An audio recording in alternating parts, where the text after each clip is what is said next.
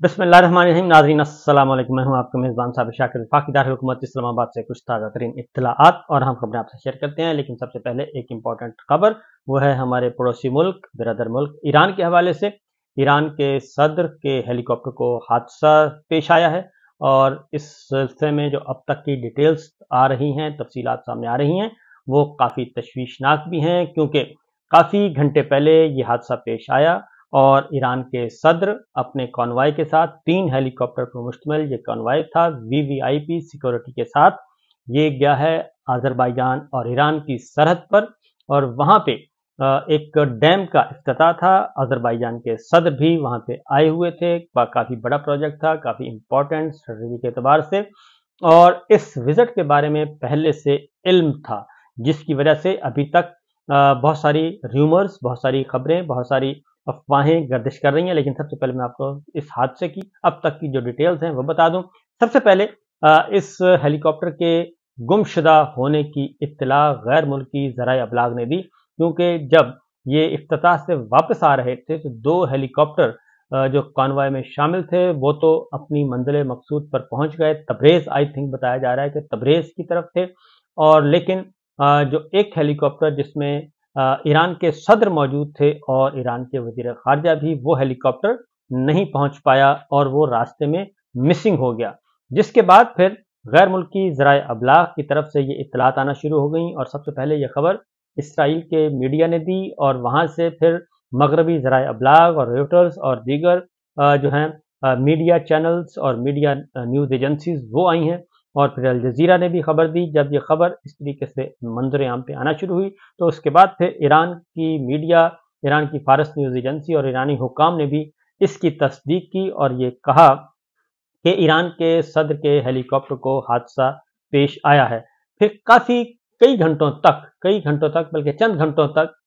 कोई राब्ता नहीं हो पा रहा था और रेस्क्यू टीमें इब्तदाई तौर पर 14 रेस्क्यू टीमें भिजवाई गई। फिर जो पासदारान इनकलाब के चीफ हैं, उन्होंने जदीद तरीन आलात से आरास्ता अपने खसूसी दस्ते जो हैं वो हादसे के इलाकों में भिजवाए और तकरीबन 40 के करीब जो रेस्क्यू टीमें हैं मुकामी तौर पर, उन्होंने उस इलाके को छानना शुरू कर दिया। और उसके बाद जब ज़्यादा देर गुजरी तो फिर ईरानी सुप्रीम काउंसिल और ईरान के रूहानी पेशवा उनकी सदारत में सुप्रीम काउंसिल का इजलास हुआ और इजलास में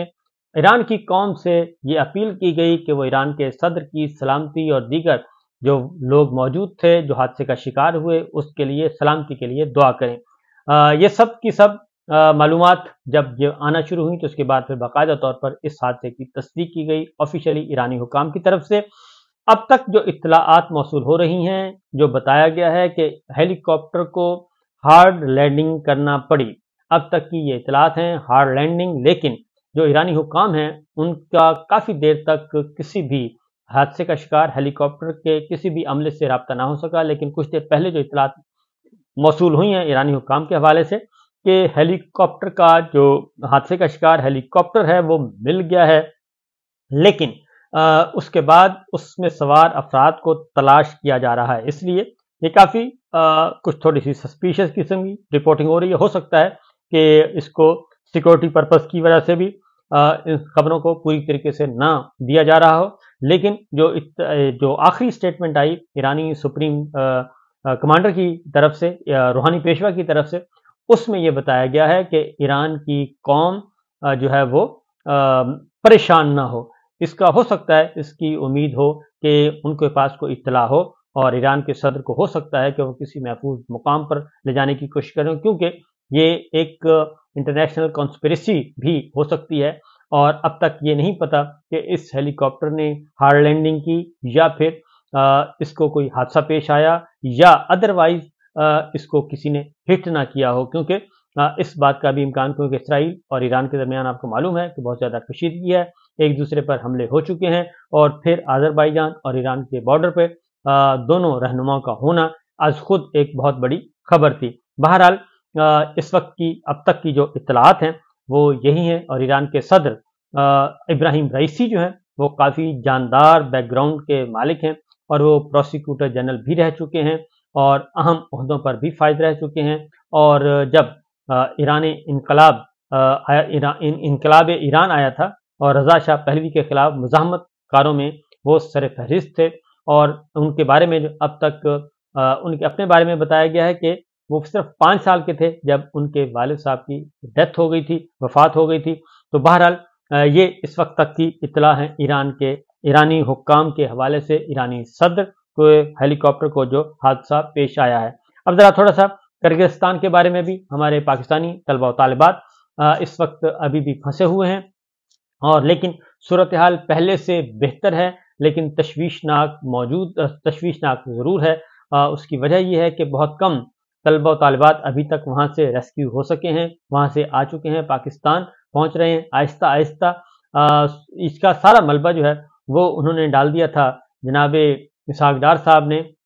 سوشل میڈیا پہ، کہ یہ سوشل میڈیا کا کیا دھرا ہے، لیکن وہاں سے جو اطلاعات آ رہی ہیں وہ اطلاعات ایسی نہیں ہیں کہ صرف سوشل میڈیا پہ ڈال کے اپنی ذمہ داریوں سے عہدہ برا نہیں ہو سکتے اور جان نہیں چھڑوا سکتے۔ اور کرغز حکومت نے بھی اس کو سوشل میڈیا کا نام دینے کی کوشش کی بقول اسحاق ڈار صاحب کے۔ اب اس میں کتنی حقیقت ہے کتنی نہیں، کچھ نہیں کہہ سکتے، لیکن جو لیٹسٹ ڈیولپمنٹس ہیں اس کے بارے میں ضرور احاطہ کروں گا کہ فیڈرل گورنمنٹ تو کچھ کر رہی ہے یا نہیں کر رہی، لیکن جو وہاں پہ طلبہ و طالبات موجود ہیں وہ کہہ رہے ہیں کہ جی ہمیں ابھی تک فری سروس نہیں دی جا رہی، اور ہمیں اس بات کی نہیں کہا جا رہا کہ جی آپ کے پاس آپ ٹکٹ خریدیں، کون سا خریدیں، کس جہاز کا خریدیں، یہ بھی ایک مہمہ ہے۔ تو ابھی ہمیں کوئی فری سروس نہیں دی گئی سفارت خانے کی طرف سے، کرغزستان میں پاکستان کا جو سفارت خانہ ہے، اس لیے وہ بھی ایک الگ سے تنازع چل رہا ہے۔ جبکہ جو لیٹسٹ ویڈیوز آئی ہیں اس میں ابھی بھی کچھ شرپسند ہیں جو کہ ہاسٹلوں کے باہر، رہائشی عمارتوں کے بعد جہاں پہ طلبہ و طالبات مقیم ہیں، وہاں کے باہر جو ہیں وہ پھر رہے ہیں، غنڈہ عناصر جن کو کہنا چاہیے، شرپسند عناصر، وہ وہاں پہ موجود ہیں۔ لیکن اس کے ساتھ ساتھ اچھی اطلاعات بھی آ رہی ہیں کہ وہاں کی لوکل کمیونٹی جو ہے وہ بھی اب آ چکی ہے حرکت میں، وہ پاکستانی طلبہ و طالبات کو نہ صرف لک آفٹر کر رہی ہے بلکہ ان کو کھانے پینے کی اشیاء بھی پہنچا رہی ہے، اور اخوت بھائی چارے کے میسیجز بھی دیے جا رہے ہیں، معذرت بھی کی جا رہی ہے، اور ان کو تسلی بھی دی جا رہی ہے۔ تو یہ ایک اچھی اور خوش اطلاع ہے۔ جبکہ وزیر اعلیٰ خیبر پختونخوا نے ایک بہت بڑا اعلان کر دیا ہے، انہوں نے کہا ہے جی خیبر پختونخوا کے تعلق رکھنے والے جتنے بھی طلبہ و طالبات کرغزستان میں موجود ہیں، وہ اور جو ورکرز ہیں جو ادروائز گئے ہوئے ہیں، وہ جو بھی سمجھتے ہیں کہ ان کی زندگی کو خطرہ ہے، تو ان کے لیے فری ایئر سروس شروع کر دی گئی ہے خیبر پختونخوا کی حکومت کی طرف سے، اور کسی بھی اسٹوڈنٹ کو ٹکٹ خریدنے کی اجازت نہیں ہوگی، بلکہ خیبر پختونخوا حکومت یہ خود اپنا تمام اخراجات خود برداشت کرے گی، اور تمام طلبہ و طالبات جن کا تعلق خیبر پختونخوا سے ہے ان کو وہاں سے نکالے گی، اور یہ سروس خیبر پختونخوا کی حکومت، پاکستان تحریک انصاف کی حکومت دے رہی ہے۔ دوسری جانب ایک اور اطلاع جو کہ آئی ہے وہ ہے جی آزاد کشمیر کے سابق وزیر اعظم سردار تنویر الیاس کو گرفتار کر لیا گیا ہے۔ اسلام آباد سے ان کو گرفتار کر لیا گیا ہے، اور سردار تنویر الیاس صاحب پاکستان تحریک انصاف میں شامل ہوئے تھے، اور اس کے بعد وہ وزیر اعظم اور صدر بننے کی دوڑ میں شامل تھے، لیکن عمران خان صاحب نے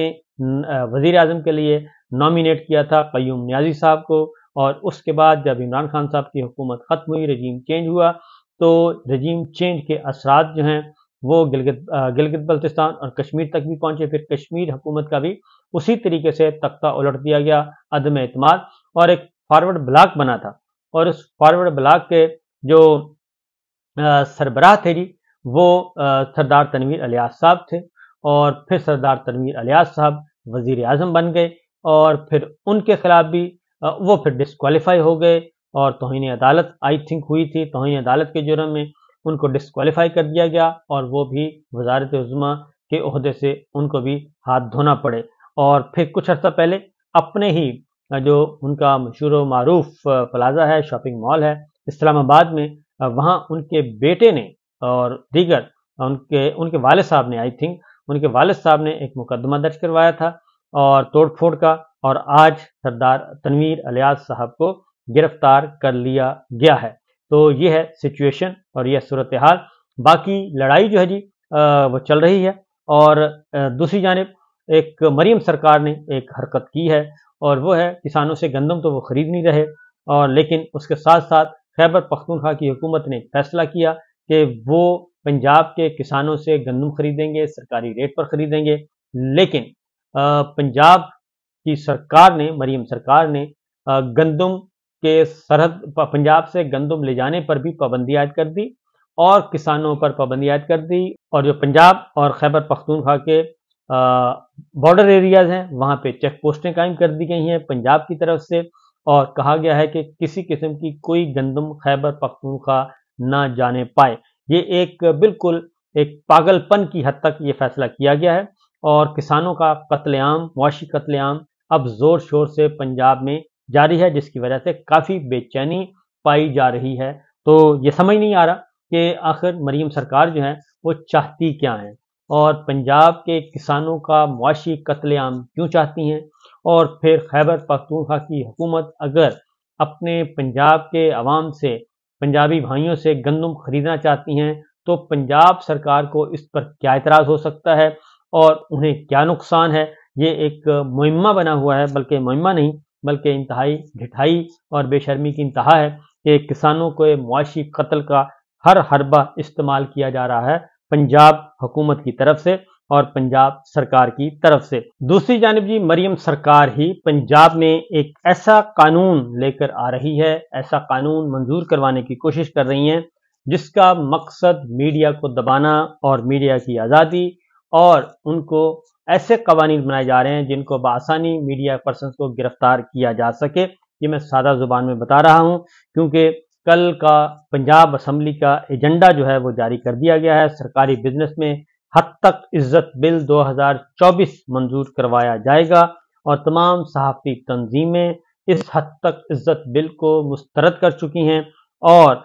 پنجاب کی جو لاہور کی تمام صحافتی تنظیمیں اور پارلیمانی رپورٹرز ایسوسی ایشن نے بھی ہڑتال کا اعلان کر دیا ہے، اسٹرائک کا اعلان کر دیا ہے، احتجاج کا اعلان کر دیا ہے۔ پنجاب اسمبلی میں اپوزیشن نے بھی اس بل کو مسترد کر دیا ہے، اور اس کا بنیادی مقصد جو بتایا جا رہا ہے وہ ہے کہ جی ہم فیک نیوز کو ختم کرنا چاہتے ہیں، لیکن حقیقت یہ نہیں ہے۔ حقیقت یہ ہے کہ فیک نیوز کے قانون سازی کی آڑ میں میڈیا کو مکمل طور پر ان کا منہ بند کرنا ہے اور ان کی آزادی کو چھیننا ہے، اس کے علاوہ اور کوئی وجہ نہیں ہو سکتی۔ گندم کی جو پنجاب حکومت نے جو گندم پر پابندی عائد کر دی ہے نقل و حرکت پہ، اور اس کو سمگلنگ کا نام دیا ہے، اس پہ پاکستان تحریک انصاف کے مختلف رہنما اسد کیسر صاحب اور دیگر نے کافی تشویش کا اظہار کیا ہے، اور اسے خیبر پختونخوا اور پنجاب اور عوام دشمنی قرار دیا ہے مریم سرکار کی حکومتی پالیسی کو۔ میرا خیال ہے کہ اس معاملے کو دیکھنا چاہیے ہماری خاص طور پہ army chief general Asim Munir صاحب کو، کہ وہ اس کو دیکھیں اور ذرا سوچیں کہ مریم سرکار کیا کر رہی ہے، اور وہ پاکستان اور پنجاب کے عوام کا معاشی قتل عام کیوں چاہتی ہے۔ اجازت دیجیے، اللہ حافظ۔